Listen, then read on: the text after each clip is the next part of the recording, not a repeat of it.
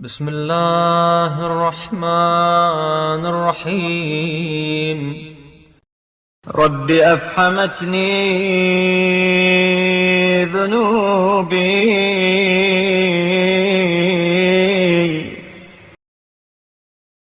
وانقطعت مقالتي فلا حجة لي فأنا الأسير ببليتي المرتهن بعملي المتردد في خطيئتي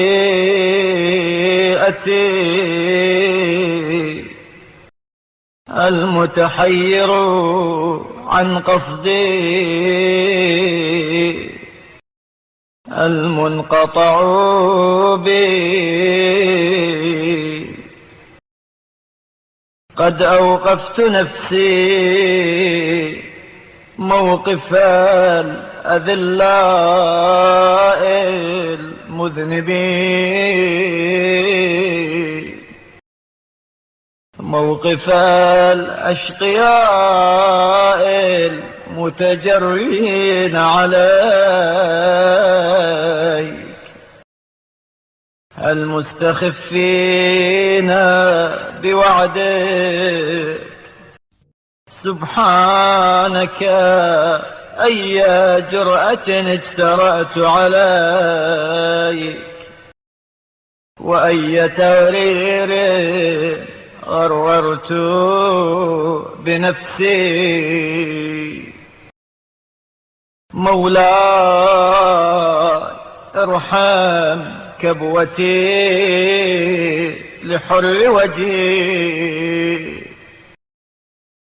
وزلة قدمي وعود بحلمك على جهلي وبإحسانك على إساءتي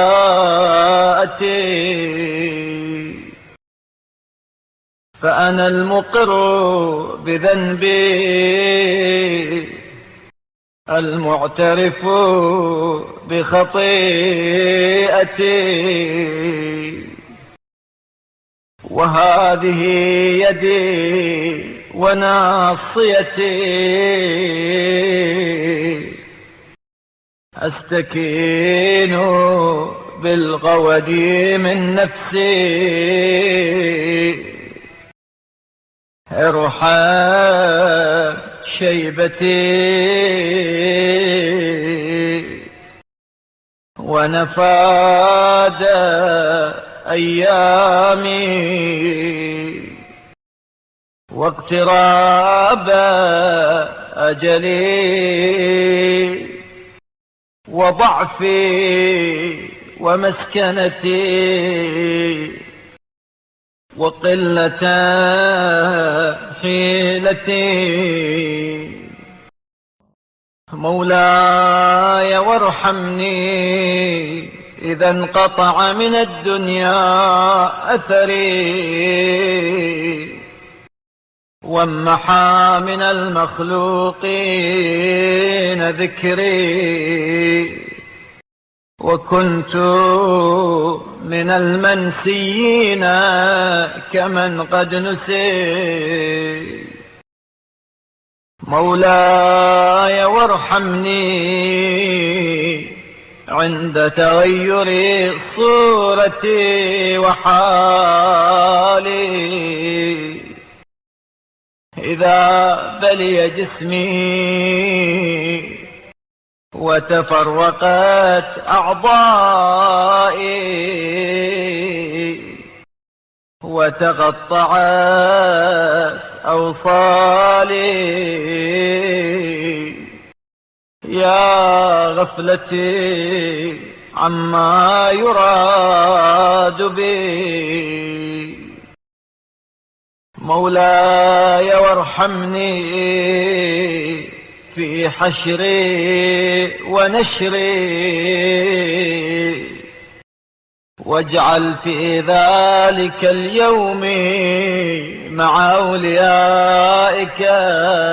موقفي،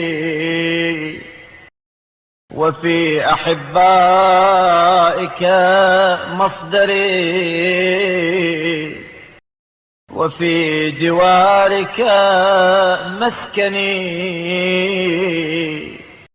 يا رب العالمين.